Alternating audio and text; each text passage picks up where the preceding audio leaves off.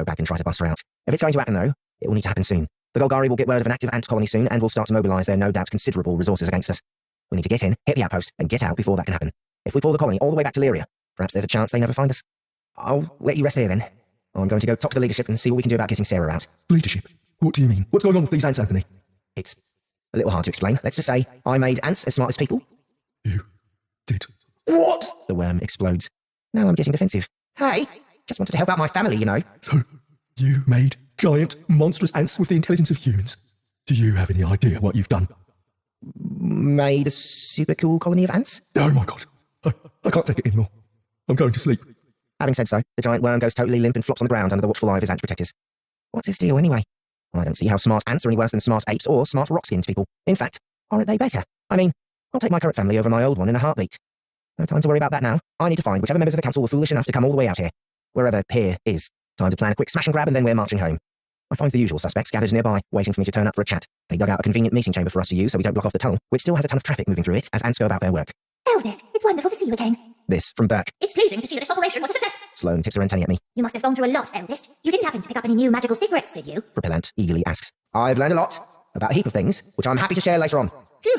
It's all a bit overwhelming. The situation has changed so quickly. I need a moment to adjust. The vestibule continues to pump me full of energy and to keep me fresh, but the emotional fatigue is something it can't help me with. It's great to be back with you all. Thanks for coming for me. Of course we came to get you. Through great danger and glorious battle. We have made our way to sacrifice ourselves to secure your freedom. Shut up, Leroy. Yes, Eldest. Where even are we? How far from the nest have we come? I can see that. Burke chips in. We are approximately 132 kilometers in a straight line across the surface from the nest. In terms of movement through the tunnels, we could probably triple that number. Holy moly! That's a heck of a long way. How did you guys even find me? This was an impossible mission. 300 kilometers of tunnel in a matter of weeks. What the heck have they had to do in order to cover that source of ground? It's not as bad as you think. Propellant chuckles. The colony has kept quite a few things into overdrive since you last were in the nest. We're covering quite a lot of dungeon territory every day. We need to in order to keep the graduates and larvae fed and growing.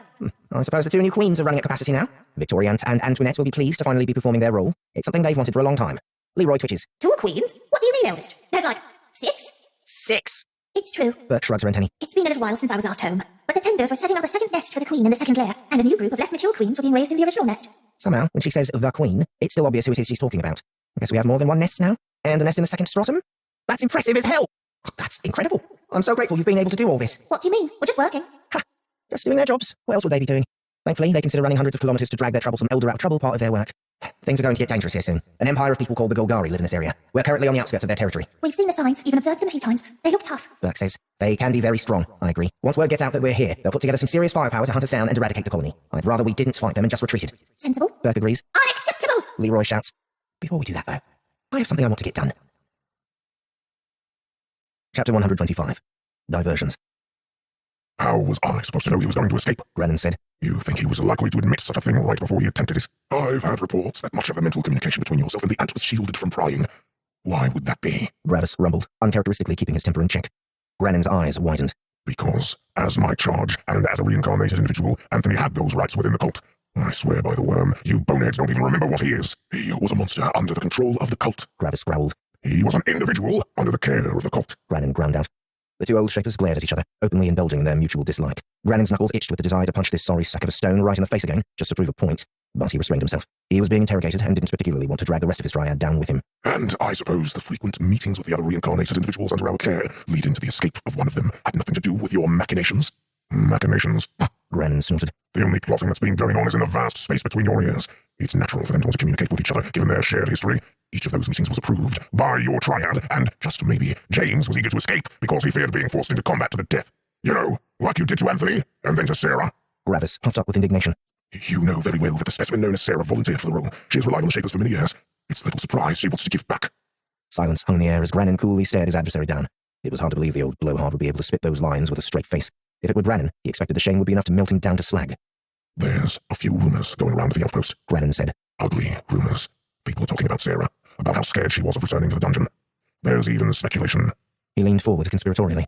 That some disgusting piece of trash threatened to send her to the third stratum and leave her there if she didn't agree to participate in the dungeon and murder one of her own kind. Terrible, Gravis said through gritted teeth. Shocking. Grannon forced through his own rictus grin. It's this kind of disgusting conduct that gives Shapers across the Empire a bad name. They returned to their silent, hate-filled staring contest. Behind them, Serena and Corrin rolled their eyes. He couldn't help himself, this leader of theirs. If he wasn't so busy sticking his nose into messes and stirring the pot, he'd have been inducted to the leadership decades ago. But if he was able to practice that kind of restraint, he wouldn't be Grannon, and they wouldn't respect him nearly so much. Behind Gravis, his own triad members were equally frustrated, though they showed greater discipline, revealing nothing on their faces. It had been a long, tiring night for them as they tried to organize the pursuit of the escapees and handle the increasingly shrill demands of the city, and of the warriors' network who supported them. When word came back a few hours ago that the majority of the triad sent out had been destroyed by an overwhelming force of ants, the entire city had exploded. A few things began to happen at once. Officials scrambled to put together a suppression force. Warriors rushed to insert themselves into that force in order to reap glory and rewards. Shapers fled to get out of that force in order to avoid having their study routines disturbed, not to mention all that nasty danger that would be involved.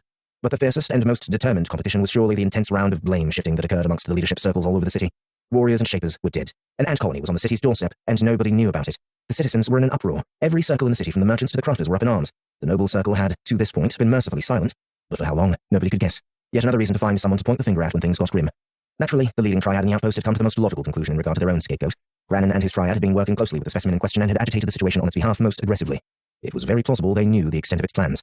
Flamen leaned forward, her elbows on her desk and her hands laced beneath her chin. It's going to be difficult to convince the city you had no knowledge of what was going to take place, Grannon, she said, managing to sound regretful. If or when they come here asking questions, we are going to need to have some answers. What should we tell them? Through your own idiotic policies, you press intelligent and dangerous creatures against a wall, forcing them to make desperate choices that have endangered us all. I don't think we'll be saying that. Flamen smiled.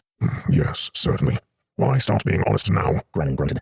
Chrysalis stepped forward and inserted herself into the dialogue. If you don't want to be detained, then you're going to have to give us a compelling reason. Is there anything you can say in your own defense? Corin yawned widely, and Serena stifled a chuckle.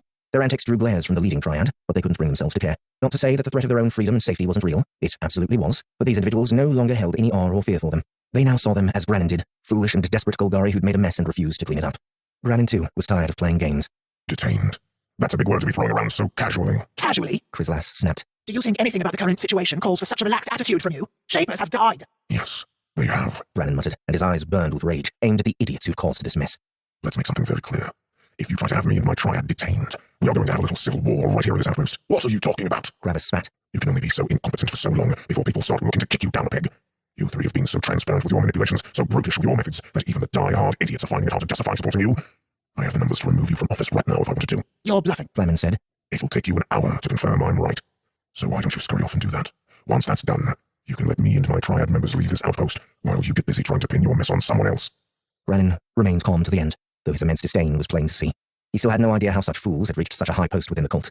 They'd had standards once upon a time. What happened? Chrysalis, Gravis, and Flamen shot each other a worried look. If what the crusty old fool said was true, we'll have a brief recess before we reconvene this meeting, Flamen declared, and the three of them marched out together. The silence in the room stretched on for a few minutes before anyone spoke. We're going to get the heck out of town, Grannon? Corin asked. Absolutely. I have no idea what Anthony has planned, but I have no intention of being here to see it.